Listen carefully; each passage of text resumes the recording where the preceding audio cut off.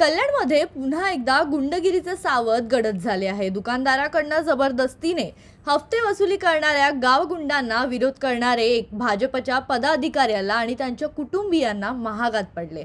विरोध केल्याच्या रागातून विशाल जाधव आणि त्यांच्या वडिलांवर प्राणघातक हल्ला करण्यात आला।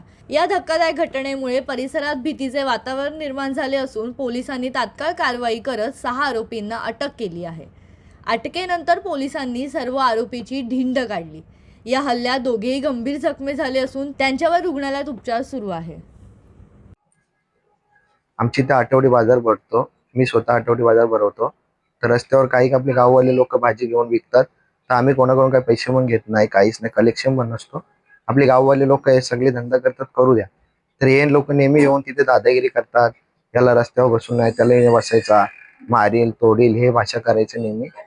तर त्यांनी आमचा आठवडी बाजार बसवून मेन आहे त्याचे येऊन कानपडीत भरली की तू इथे बाजार का बसवतो। तर ते बोलला की तू मला कशाला मारतो। बोलतो नाही, बोलतो रस्त्यावर ट्रॉफिक होते, हे ते रस्त्यावर ट्रॉफिक होतं तर तू येऊन पोलिसांना सांग ना। आणि ते आपले गाववाले लोक आहेत त्यांची काही तक्रार देतो, तो कमवतात, कमवू दे कोणालाही।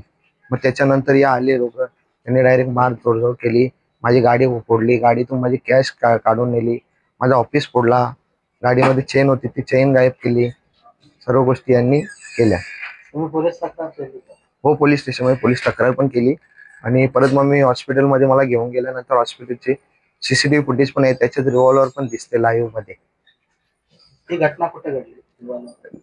निवाल नाका बाजूला पोलीस नवीन हॉस्पिटल झाले, विलास मल्टी स्पेशालिटी हॉस्पिटल, त्या हॉस्पिटलच्या सीसीटीव्ही फुटेज मध्ये ते दिसतंय, त्या हॉस्पिटलवर पण आलेले। पोलिसांना हेच बोलतो की मला न्याय भेटला पाहिजे, हीच माझी दखल आहे। नेवाळी पोलीस चौकी अंतर्गत हिललाईन पोलीस स्टेशन मध्ये आपण हा गुन्हा दाखल केलेला आहे। यामध्ये आता रेकॉर्डवरती एक 5 ते 6 लोकांनी संबंधित जो जखमी आहे त्याला मारहाण केल्याची घटना घडली होती। या संदर्भाने आपण अप्रोप्रिएट सेक्शन अंतर्गत गुन्हा दाखल केला आणि त्वरित एकूण 6 जणांना अटकेची कारवाई केलेली आहे। यामध्ये आणखी काही लोकांचा जर सहभाग निष्पन्न होत असेल तर त्या अनुषंगानेही आम्ही पुढील कारवाई करण्याची तजवीज जी आहे ती ठेवलेली आहे। सर, यामध्ये जे आरोपींची पार्श्वभूमी काय आहे? यामधील एका आरोपितांवर अगोदर जे आहे ते 3 गुन्हे दाखल असल्याचं निष्पन्न झालेलं आहे।